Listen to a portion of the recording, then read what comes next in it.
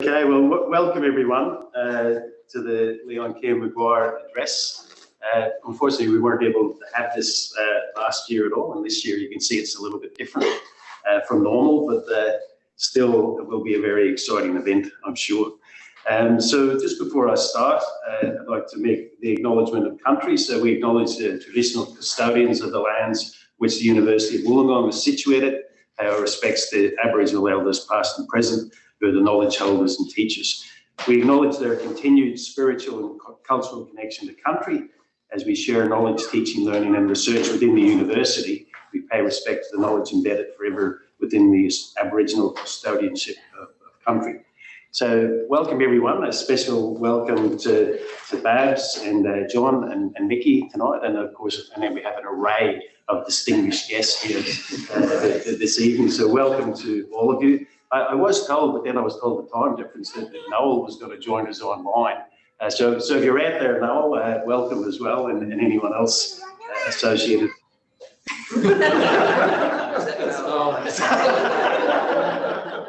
Does he sound like that in the mornings when he wakes up? Welcome, Noel. Turn your sound off. So as you can see, we're here to celebrate, of course, the achievements of Leon, and they were substantial achievements. And in past years with this address, people have celebrated Leon's scientific achievements and the way he went about science and research. And this year we're doing something a little bit different. We've decided to focus on how... He's eating chips. And we decided to celebrate Leon's contributions to building collaborations and the unique style in which he went about building collaborations and sustaining those collaborations. And they were obviously successful because if you look at the number of collaborative outputs that Leon had, they were significant and of high impact. But the way he did go about it was pretty unique and pretty, some might call it innovative. And it didn't always attract everyone, I would say. But it really was very successful. We learned so much from Leon in that regard as well. So in order to do that tonight, we've got a distinguished panel, just come straight from the ABC Q&A program the other night. So I think you all know David Officer on the end there, Jeff Spinks, Julie Steele, and Tony Campbell. And I don't know how this is going to work actually. So someone's going to come up here and say a few words, and then the real idea is we'll get some questions going either from online or from you people here, and we'll have some discussion around building collaborations and the pros and cons of that. And of course, another important part of the evening is the awarding of the prize, the Leon Kane-Maguire Student Prize, and I'll be inviting Professor Helen Blanchard up later on with Barbara to do that. So I'm going to hand over to our distinguished panel, and I'm going to sit down and enjoy myself.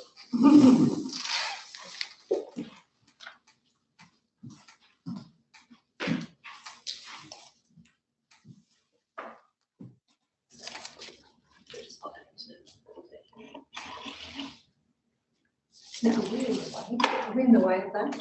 No, that's okay. Looking straight through, is that it? Sam, can you see that online? Is that sharing okay? Yep, sure can. Hello everyone, here and online. On behalf of the panel, thank you for the invitation to give this presentation in honour of Leon, especially with Barb and her family here. Research is defined as the creation of new knowledge and or use of the existing knowledge in a new and creative way as to generate new concepts, methodologies and understandings. Mary O'Kane, the inaugural New South Wales Chief Scientist, stated, "Research is the key to unlocking the intellectual capital as well as bolstering its competitiveness, productivity and innovative capacity."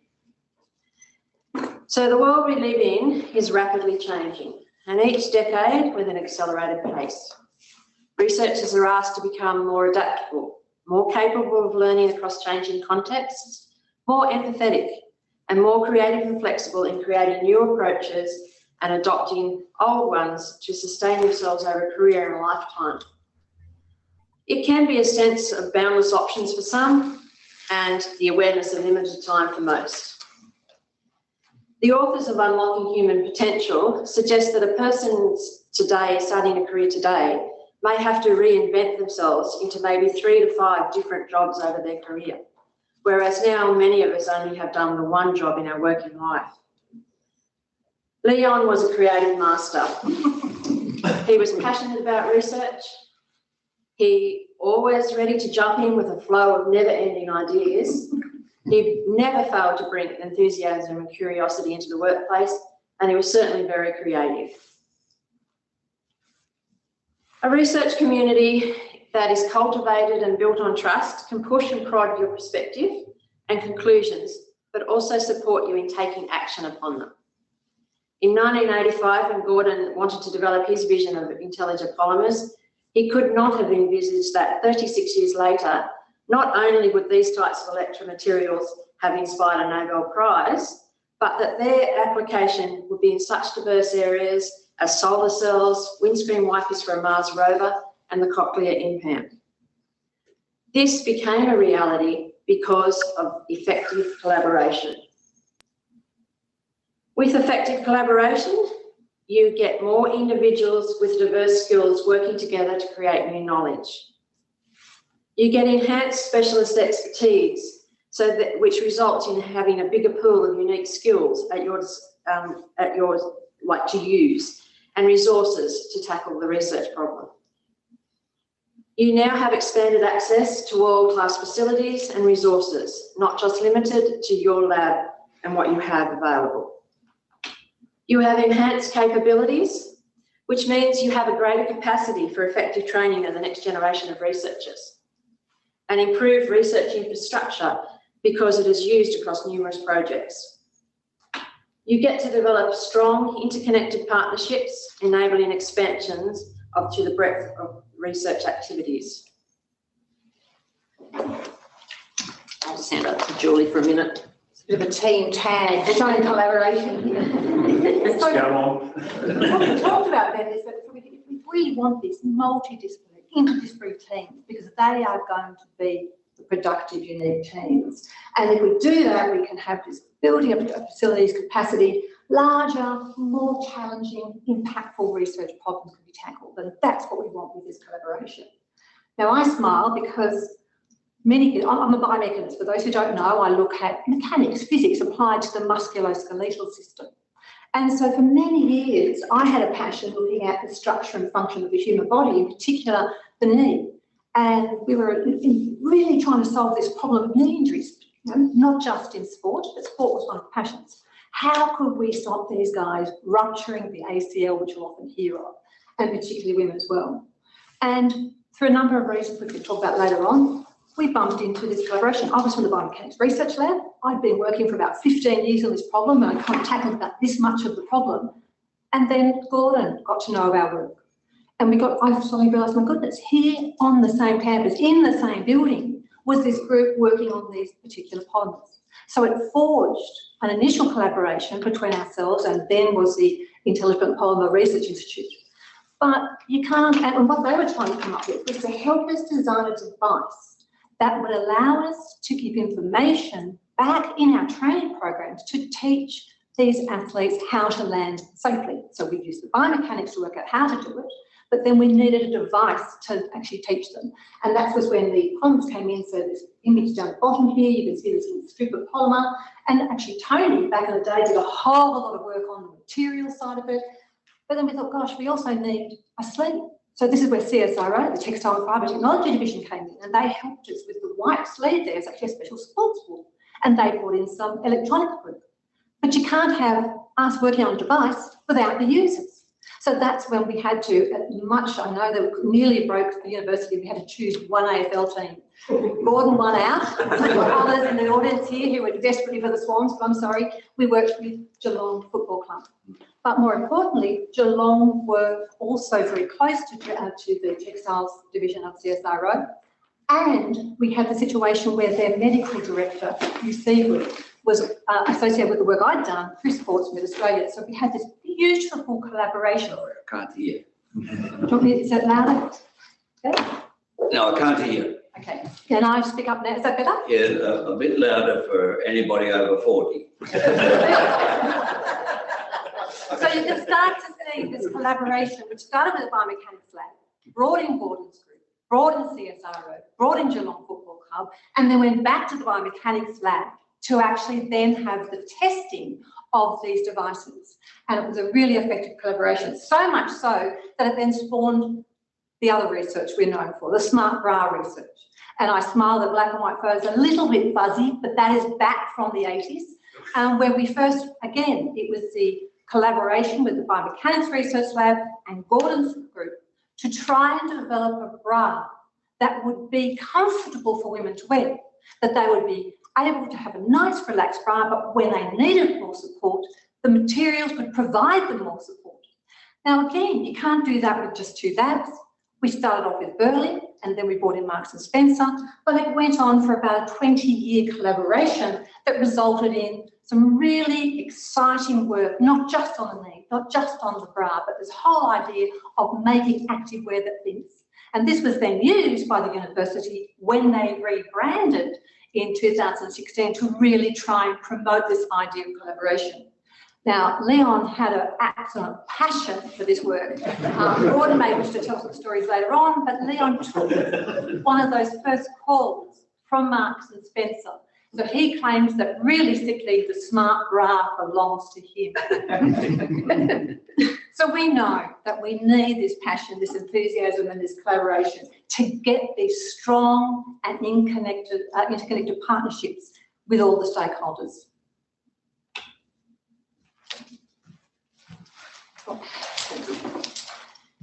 So the research teams share the common vision, but that's not enough. The researchers need to share their knowledge, their skills and their techniques, as well as push the boundaries of the applications, and in the process, capture the imagination of national and international organisations and companies. It's also critically important that we engage with the community in order to maintain a clear understanding of what benefits the research will bring to society and ultimately the realisation of successful research outcomes. The ARC invested in ACES from 2014 to 2020 to translate our material science knowledge into practical devices that will impact in the areas of diagnostics, energy, health and soft robotics. As we work towards our goals, we've embraced the strategic partnerships formed, as well as providing the new manufacturing and industrial opportunities for Australia. In 2018, the ACES team was spread across 13 nodes and consisted of 241 members. Across the ACES students, the postdocs, administration team and technical staff, 53% identified as female. 83% of the ACES early career researchers and PhD students were international, originating from 23 countries. So this makes ACES a very diverse research team. Team members with diverse backgrounds will bring diverse solutions to the table, which leads to the more informed decision-making process and improved results. So, an executive team working together allows you to build reputation. This in turn attracts more stakeholders wanting to come and visit to know more about what you are doing. Increasing your stakeholder engagement increases the visibility of the research nationally and internationally. Plus, it gives the team a greater chance to attract more funding, which again will give you a greater chance of realising your end goals. Once reputation and the capacity within the team is built, you're better situated in attracting quality staff and students to join your team. The more members you assemble, the greater diversity of the primary research skills, and now you're available within the team, and the greater the breadth of the research you can tackle. So team members have the opportunity to build the wide range of primary skills in several different areas. In ACES, we do materials science, materials physics, engineering, biology, and social sciences. This in turn makes the researcher more agile, more capable of being flexible as all those career opportunities open up. In ACES, we talk about collaborate and celebrate. Engagement is needed for the interdisciplinary approach involving the different scientific and engineering skills. But we must not forget about those fabulous friendships we develop along the way. And that was where Leon was so very good. So in summary, this basically summarises most of what I've just said, but we need to talk about collaborate and celebrate. The engagement is needed for an interdisciplinary approach involving the different scientific and engineering skills. We have coupled that to clinical and industry and collaborations, and we've had a critical impact from ethics, regulations, and the development of appropriate commercialisation models to ensure translation. So we must not forget, again, all those friendships that we've developed on the way. Up to you, Jeff. Thank you, Tony. You're a very hard act to follow. Let me try. When you think about the different application areas that ACES, as an example of a research institute, is involved in, some of them are listed here. It's developing new materials and different ways to characterise those materials, but also particularly in the application areas. So it might be, for example, the application of solar energy to develop new fuels or for developing electricity. It could be in the bioengineering area to develop new materials into replacement body parts. A whole lot of different areas. I mean, all of us researchers have this common ideal, I suppose, that we're trying to change the world. But the inexcusable, I guess the unavoidable reality is that to really change the world, our research findings have to end up in the commercial world. They have to end up being manufactured, they have to be sold, and really deployed in many, many hundreds, probably many, many thousands or tens of thousands. If we want to make a new solar cell, it really doesn't matter if we make one in the lab and it works really well. It only matters if we make 10 million of them and we have a real impact. So I guess the unavoidable reality is that we need to collaborate outside of the research lab. Tony and Julie mentioned collaborating with end users. Industry is another end user, and in fact, a facilitator of taking our research ideas to the world. So what did I guess just some comments about how does that engagement with industry occur? Well, governments are particularly interested in that aspect at the moment and are providing some new forms of funding to help translate the research findings into outcomes. TriCep is one of the facilities that's operating in that space. It's physically located just to the left of me, the right of you, over there in Montague Street. And it's a facility that is specifically set up to engage industry and researchers together to focus on particular industry-related outcomes. I mean, there are other aspects. ANF, the Australian National Fabrication Facility, is another one. And even at a sort of more introductory level, the University of Wollongong Makerspace, which is operating out of the science space now, is another way that local industries or community members can come along and learn a bit about research and do things of a practical nature. So these are really important. In working with industry has its own challenges. Certainly collaboration is not just about academics, but it is, I think, about collaborating with industry. It's certainly very valuable. Any of us who spent time with anyone from industry or maybe even their clinicians or other end users will be immediately focused on the reality of our research, and will come away with ideas about how to make it more relevant to the real world. But it doesn't always go well. Julie mentioned one of our sponsors for the Smart Bra project was Marks and Spencer and Burley. I remember Tony and I went to visit Burley in Sydney with this idea of the Smart Bra. They loved the idea. We decided to take along one of our early prototypes. And do you remember this, Tony? Yes. Yes. So when we unveiled it, I think we were talking to mainly marketing people, to be fair. But when we unveiled it, I've never seen so many looks of horror. and things, they were asking questions like, does it have wires attached to it? You know, what are they? What are those wires for? Well, for us, it was a lot obvious. We had sensors, so they had to be wired up. But to them, it was like, oh, That's never going to work. So it doesn't always go well. I think the expectations between researchers and industry don't always coincide, and often there's a big gap. And so managing those expectations can be difficult. And I have to say, some of the most difficult fraught collaborations can be with industry. But it is necessary. And if I take anything from Leon, sometimes we just got to grin and bear it. I'll hand over to David.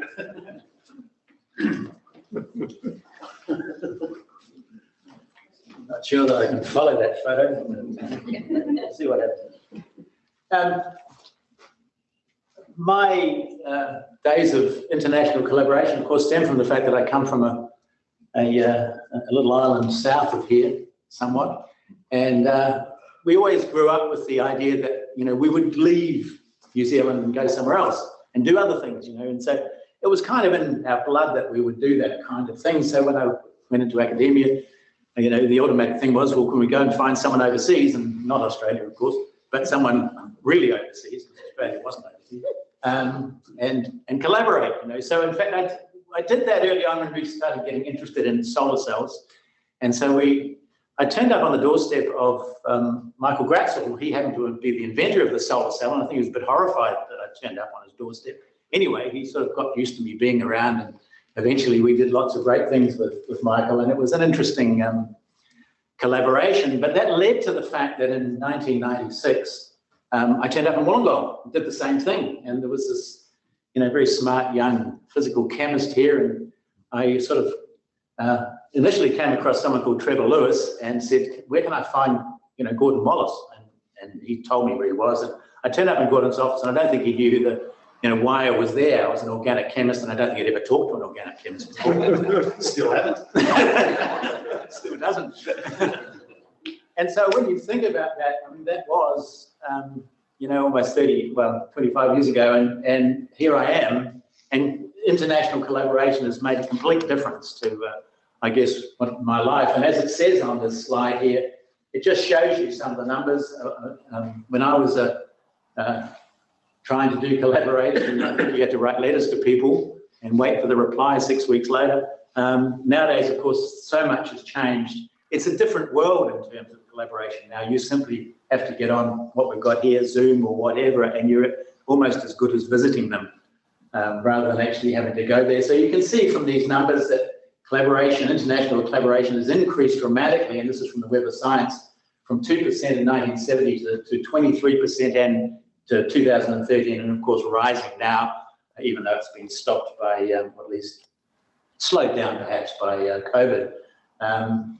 This was one of the, exemplifies, I guess, one of Leon's attempts to collaborate, this time in Korea. We all thought he dragged us all along, and you can see us looking for collaborators there in the streets of I think Seoul, or might have been Daejeon or something like that. But it was a very successful trip. Leon actually worked so hard at that he managed to leave some of his blood on the streets of the town. If I think my colleagues might remember that event. So collaboration has a really dramatic impact now. If you start to look at, for example, the ACES collaborations that have taken place, and that's been a focus of ACES since it was set up in 2005. Certainly the ARC wanted to see that, and as we've continued on through those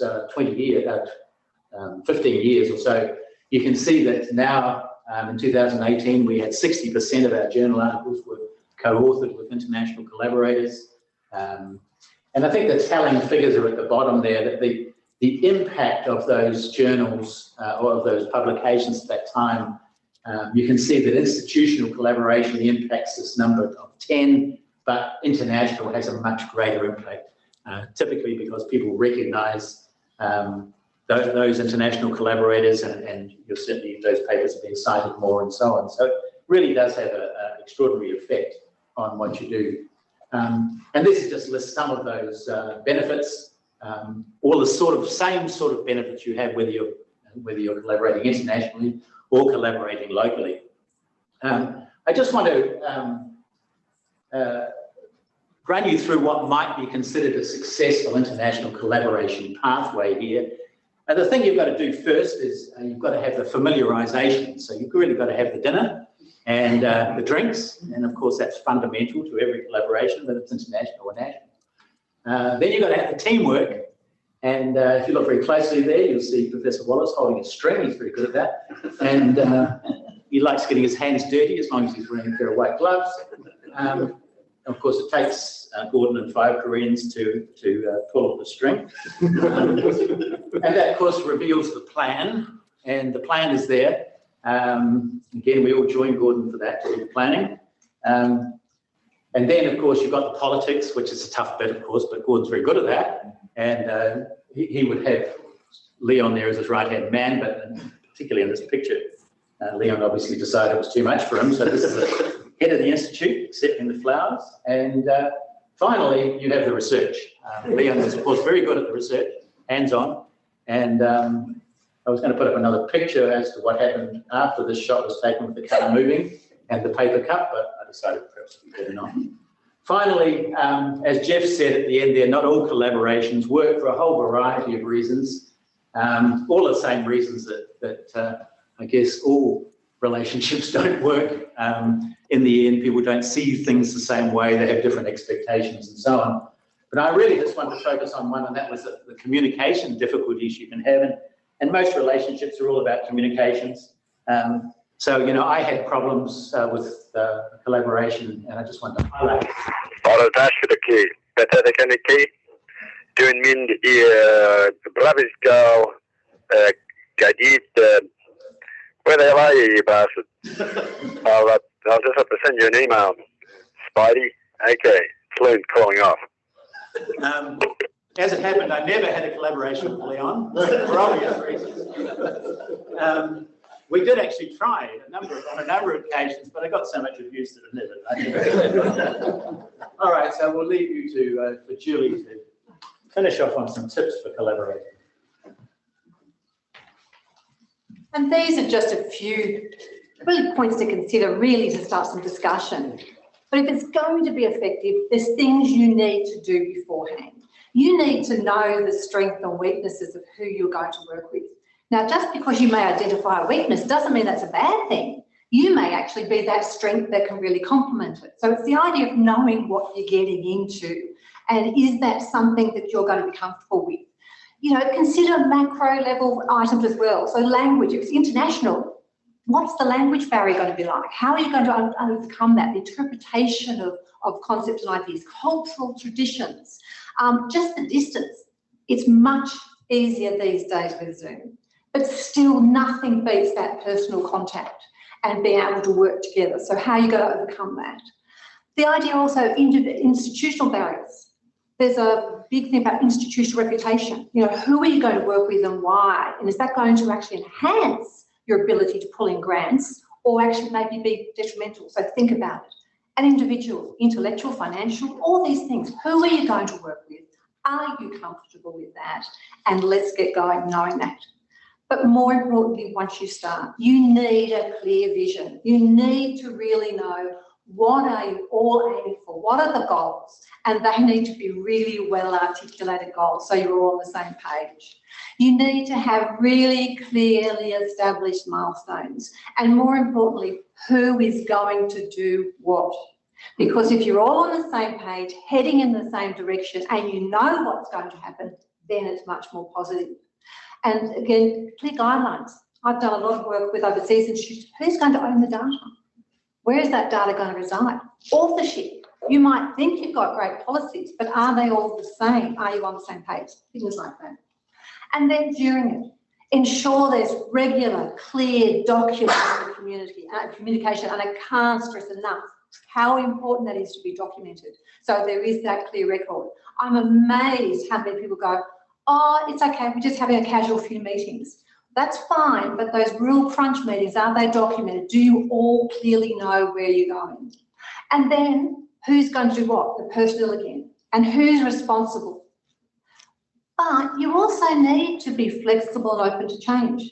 This is research. Research, you don't know what's going to happen.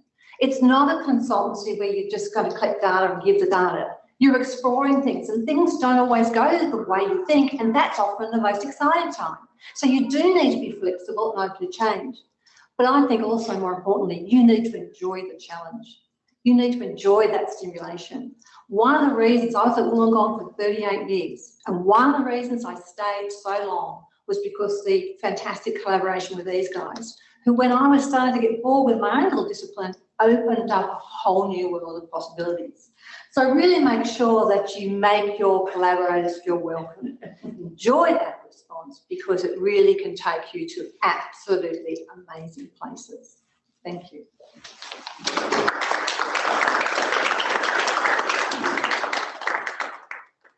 Panel, for that very illuminating presentation.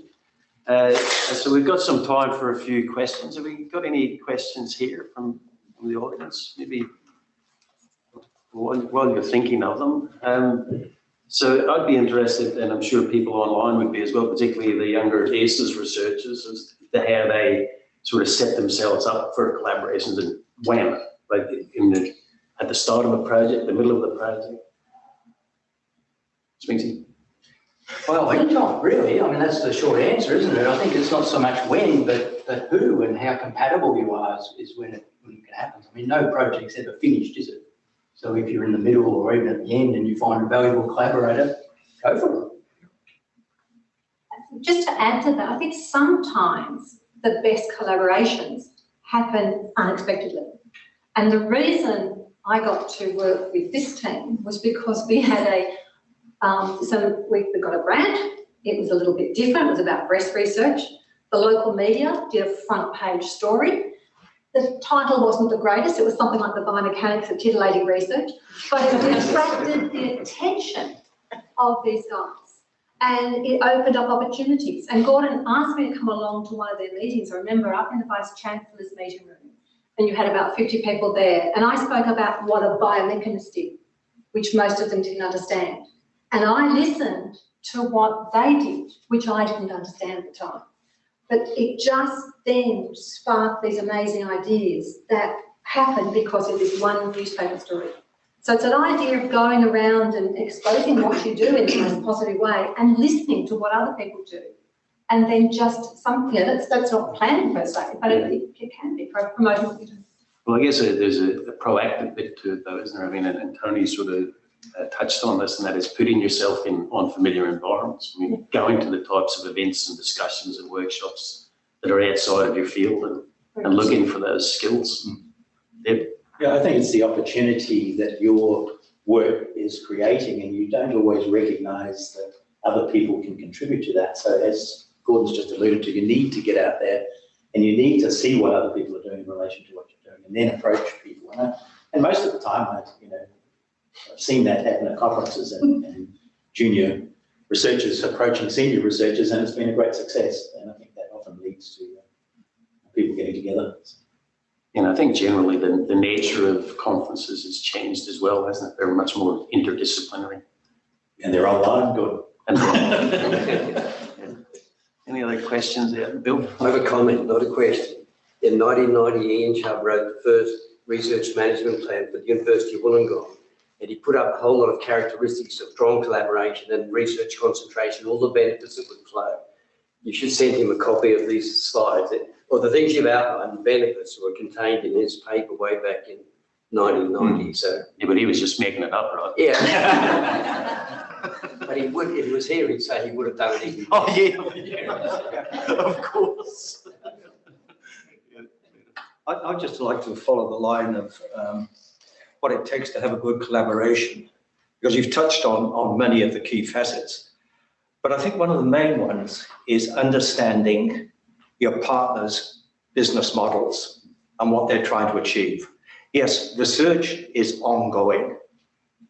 Business plans are ongoing, but they've got different directions and different goals.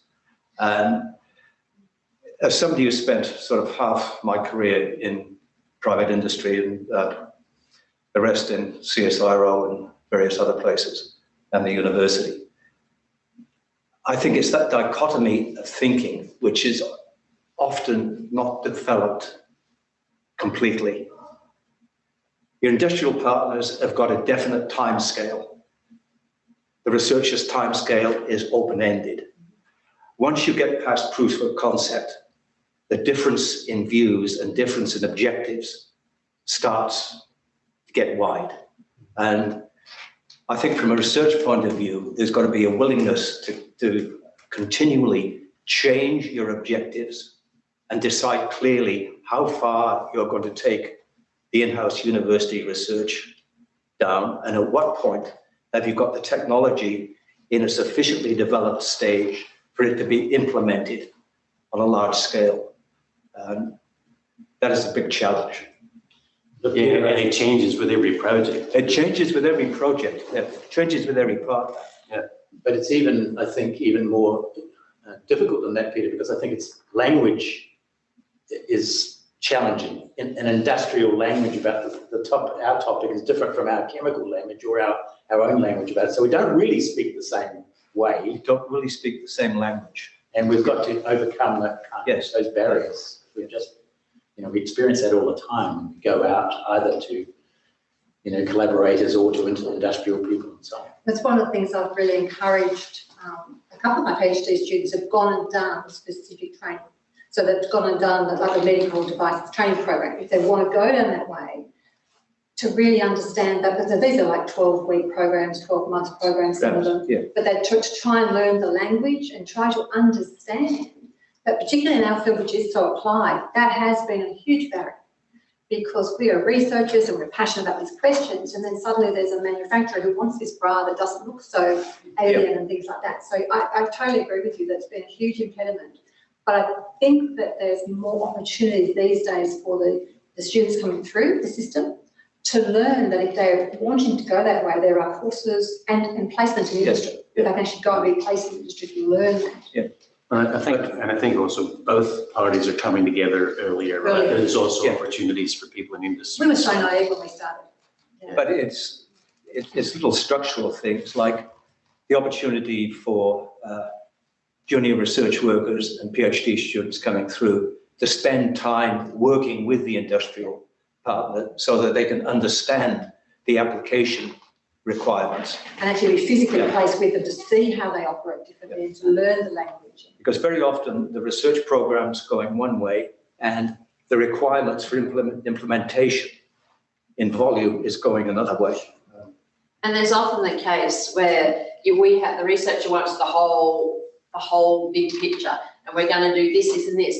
And the only bit that's commercialised might be the button that's going into the box or something, because that is innovative and I want that button for some other. And that may be the only one. And if the researcher realises that you don't keep it all together in a box. I think we got a couple of questions from online. Yeah, I believe Sue and Gersel have questions. If they wanted to unmute their mics and ask them, that'd be great. Okay. I presume they're two different people? They are. Just do one at a time, please. Sue.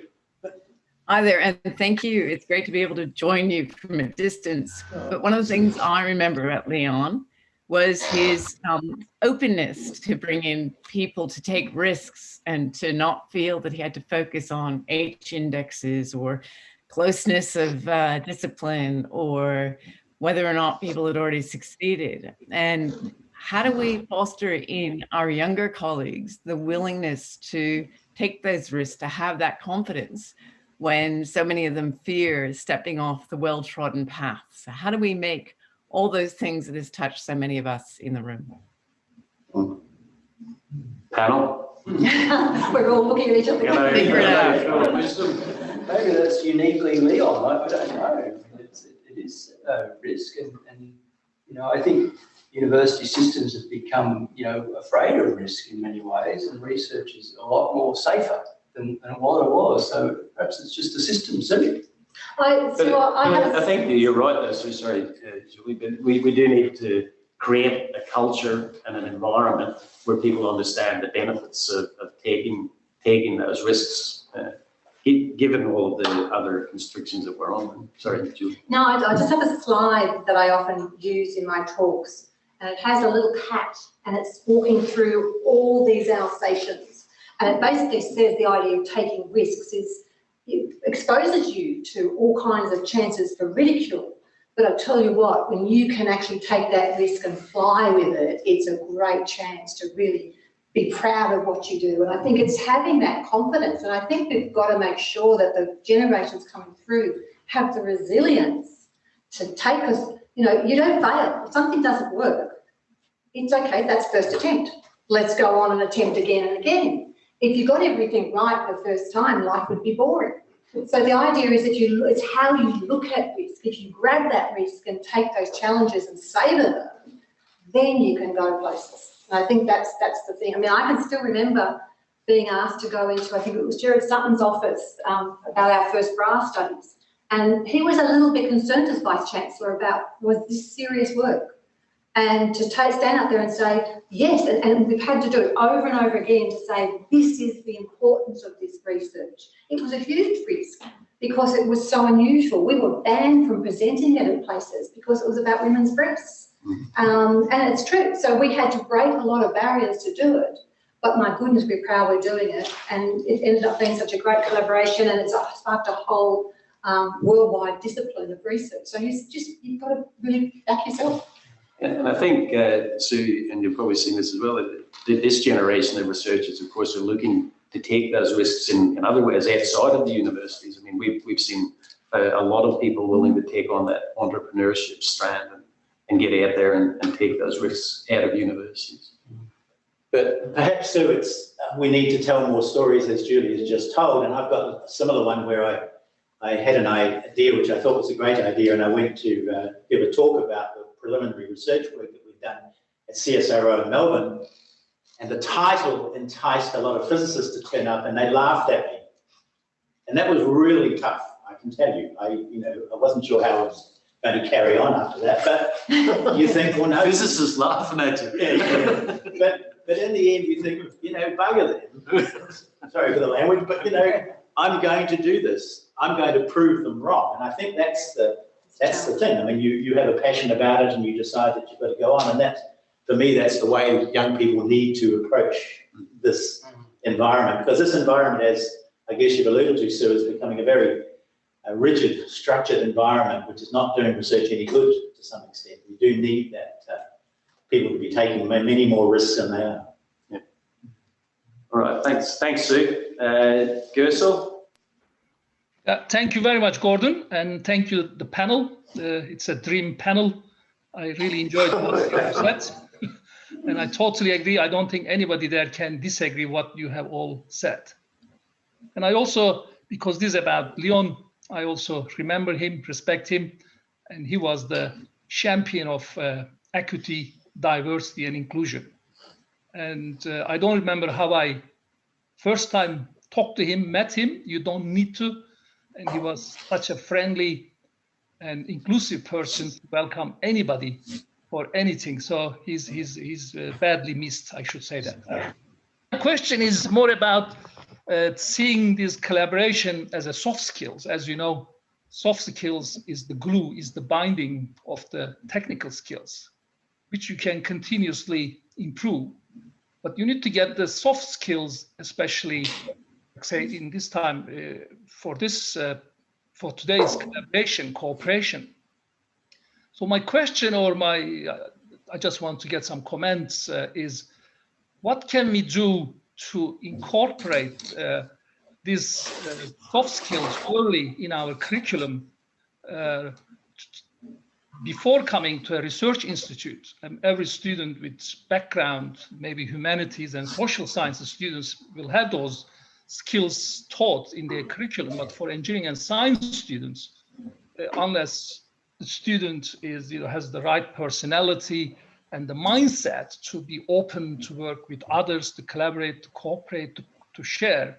So my question is more about getting your comments, feedback, and suggestion, what we can do as early as possible for our undergraduates, and rather than, of course, we will set a good example as a supervisor, as a teacher, as a mentor, but what we can do in a very systematic way to equip our graduates with soft skills, especially this time with cooperation and collaboration skills. I want to hear your feedback, views, and comments and suggestions. Very much. Thanks, Gersel. Tony, do you want to kick that off? I think number one, you always can work on your communication skills. And it is an old adage that you don't talk about your research in depth. You use the old elevator pitch. So you always have what your passion is down in a few sentences, because you may only need get 1 minute with people, but that minute might spark the interest. So never be afraid to bring into the conversation and steer it to where you want to go with your little pictures. The other thing is I think you should always be able to see the big picture. Some people get so intense in their research and this problem and, oh, this wire's sticking out here and I need to solve this. But you need to be able to articulate what those big ideas are and how it can help, because by talking about those ideas, especially if it's a person not in your field, then they can relate to it. So that means you need to speak in plain language and drop the jargon. Anybody else want to add the last word on soft skills and undergraduates? Can I chip in?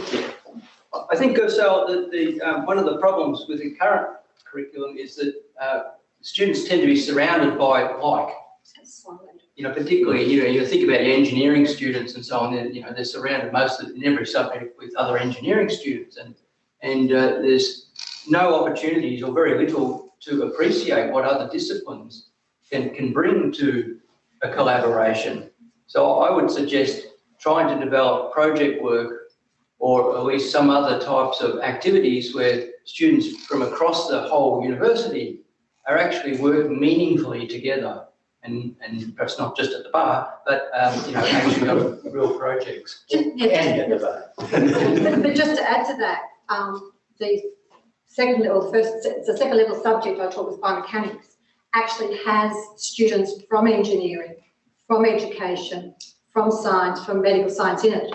And from that, Jeff and I are currently, or just about finished, our PhD student who ended up coming through that. He was an engineer who had seen biomechanics, and we ended up doing a wonderful collaboration in terms of a project because he had that exposure to multiple disciplines rather than, and he'd taken that as an elective. He had to get permission to take that as an elective at the time. That was an unusual circumstance. Unusual circumstance, but again, we need to encourage that. Break down these silos, encourage some multidisciplinary work, and then we need to have the opportunities for the students to work in teams, because most students go, oh, teamwork. It's not set up in a collaborative way with a goal to do properly. And if we can get these multidisciplinary teams, I think we could have some really great achievements. So, look, I'm going to wrap it up there. So thank you to everyone online and the people here who've been engaging in the conversation.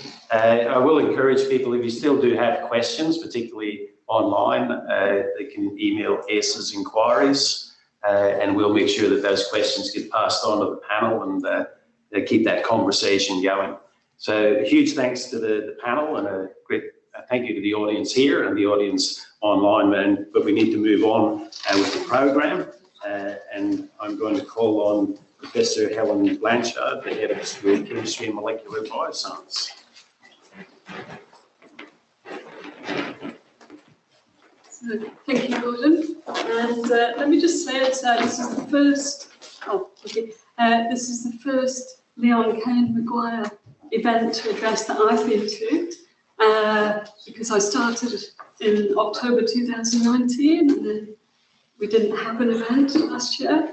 So, I have to admit, I've heard, even during the time I've been here at Wollongong, a number of colleagues very affectionately refer to Leon. And I, of course, haven't met him, but I can see from the presentations today how this really has an impact here, and very much appreciated. So for me, that's been wonderful to be able to see that actually at this occasion, and also to hear actually about some of the work going on in ACES and AIM, which, being on the other campus and being relatively new here, I've not actually had as many opportunities yet to come and understand what's happening, apart from one very nice tour which Will Price gave me one day. Could you speak up a little bit, please? Yeah. And so it's my pleasure today, as Head of School of Chemistry and Molecular Biology, to introduce to you the awardee of the Leon Kane-Maguire Honours Award.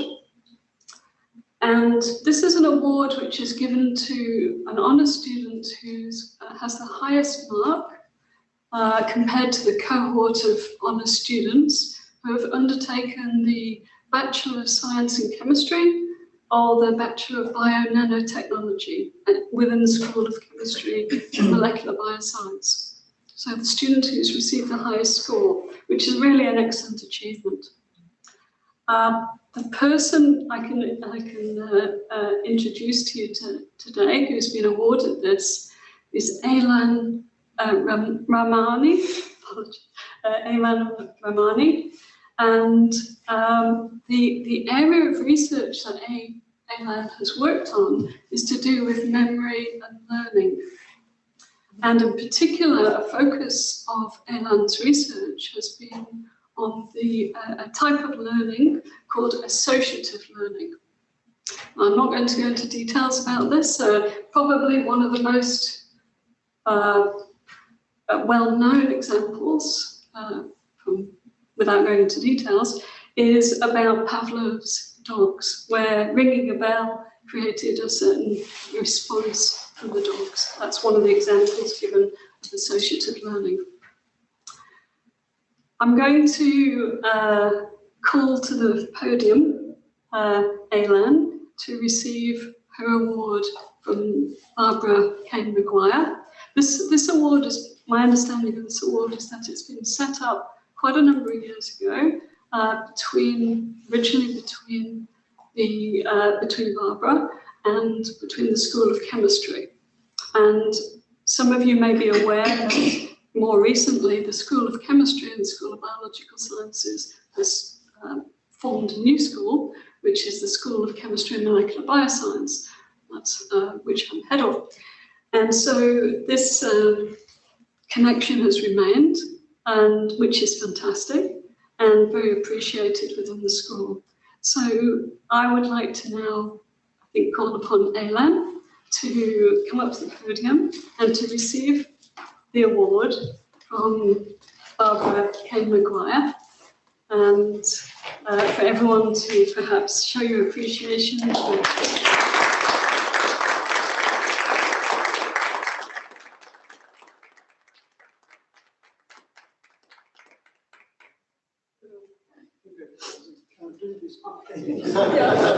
That's fine. Elbows, yes. I don't mind, that's fine. Yeah. No, what you do it. They can touch elbows. That's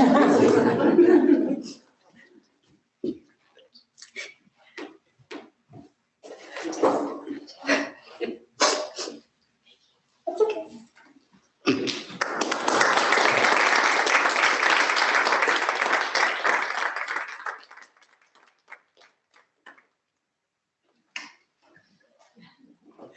Thank you all for coming tonight. It's incredible to think, to me, that it's 10 years since we lost Leon, but we all know what a big gap he left in our lives.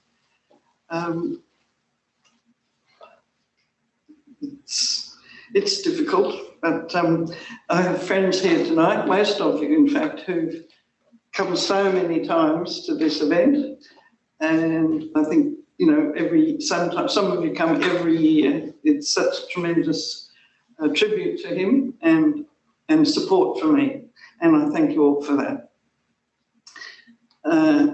As you know, we couldn't have it last year, couldn't comment it.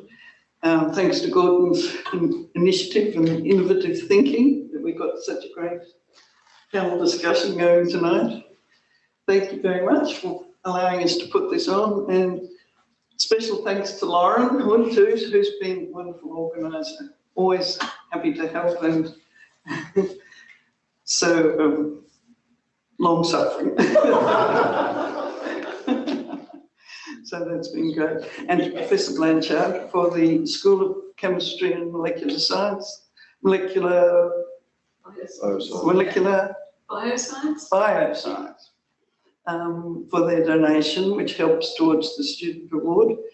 I'm very grateful to you for coming on board, and of course the students, recipients are as well. The panel was just incredible. It was very enjoyable. It was lovely.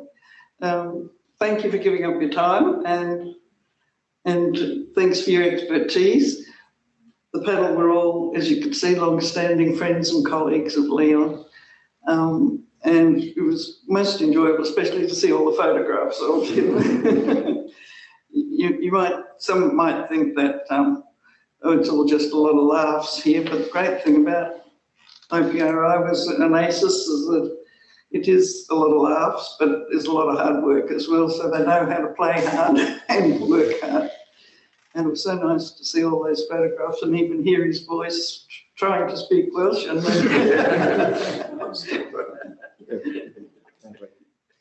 I'm very pleased to have two of my family here tonight, my youngest son, John, and my even younger daughter, Nicole. So that's a big thrill for me to have them both here. Yes, we come to celebrate Leon's life, his passion for research and his love of undergraduate teaching, his mentoring of postgraduate students, all things that stick in my mind. But his love of fun and his sense of humour were well known, and he certainly enjoyed what he did and was sad that he was cut short so soon.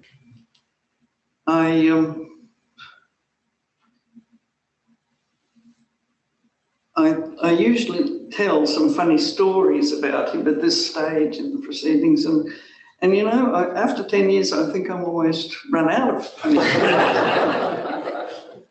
I've got a few. Yeah. Well, I was about to say, I haven't got any that I can tell in public, but I'm sure that you and Jeff and Spidey have got quite a few to tell.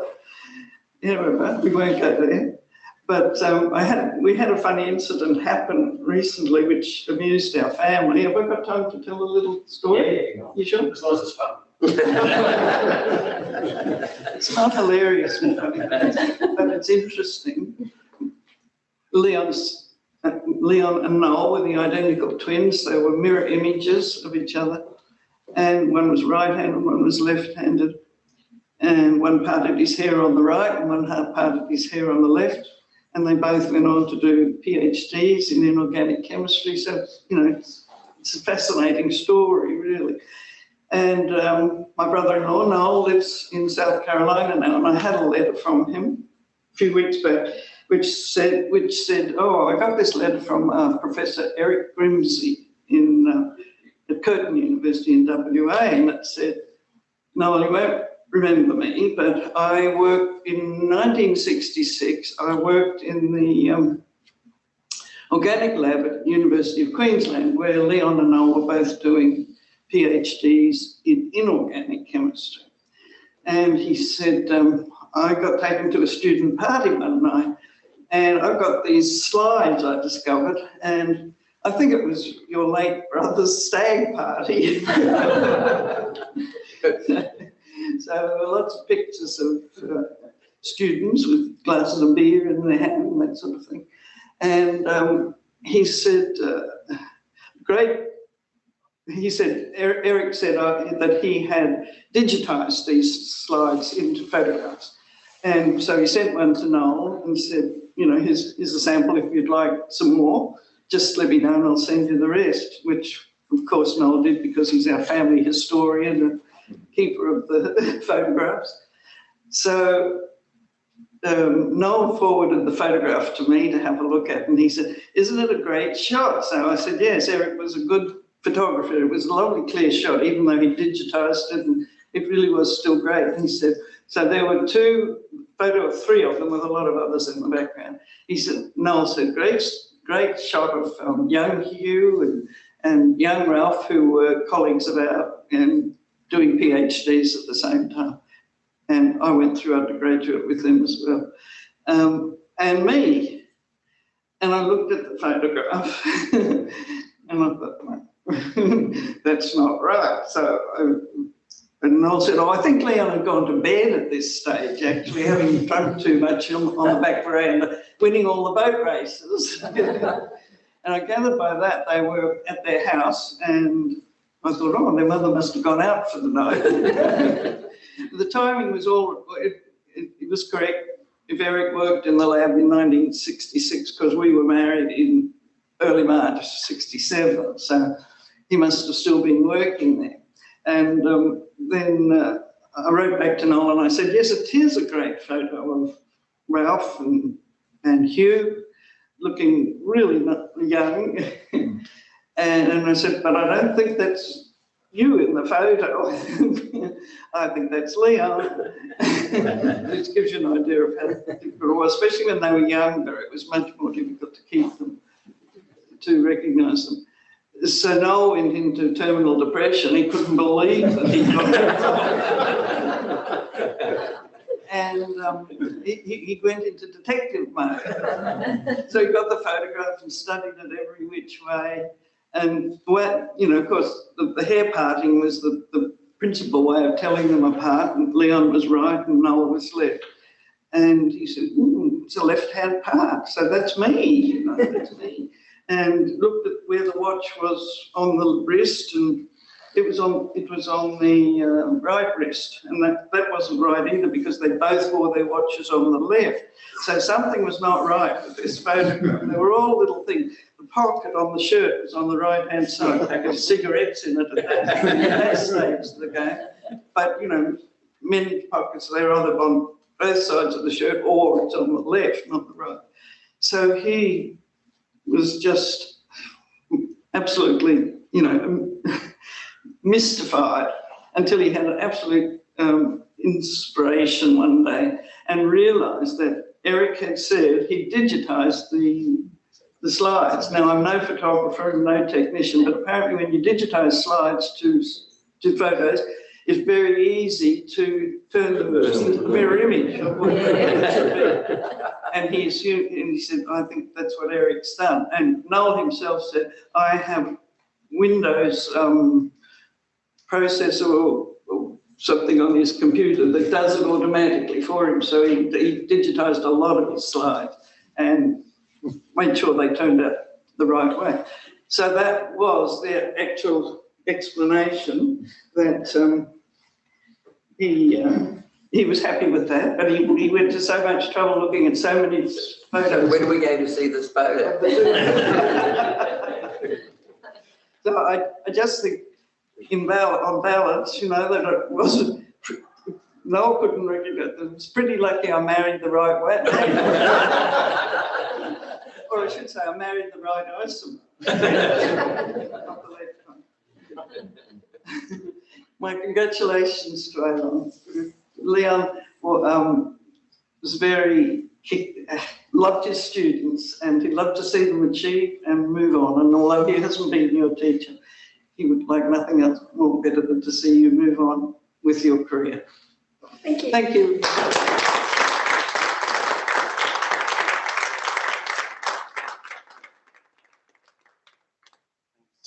Oberon, can I add my congratulations as well for the award of that prestigious prize? And as Bab said, Leon loved working with students, and he was, as you've heard many times, very enthusiastic and always wanted to get the right results out of his experiments. And I remember down the end of the corridor, one morning, I could hear from my office, Leon being very disappointed with the student who'd come back with a research result. And he was devastated and said, this can't be right, this can't be right, you've ruined my day. And I heard the student, there was a bit of a pause, and it was Vicky Abatanis, for those who know. She said, drew a breath and said, Leon, you ruined my life. Research is like that, right? I mean, it goes up and down, we get disappointed, we don't get the results that we want, and we all regroup, regather and get on with it and make the most of it, in fact, make great things out of it. And so we do wish you all the best going forward. Thank you again, everyone, for coming along. Hughes, thanks again. Can I say one more thing? I just want to say to Julie, Leon loved doing that research on the smart brain. Perhaps I hate to break it to you, he wasn't actually on the project. He just told everybody. When I went through my images, all I could find is Leon. He crashed it. He crashed the phone. Well, so I didn't take that phone call though. He did. Yeah. All I can say is I used to. So anyhow, we'll wrap it up. And again, a huge thanks to everyone. Thanks to everyone who's online, if you're still on there. Send those questions in. It's a pity we can't have drinks and refreshments as we would normally do at this juncture, but thanks for coming. Safe drive home, and stay around at least, say hello to people. And thank you again for everyone. Cheers.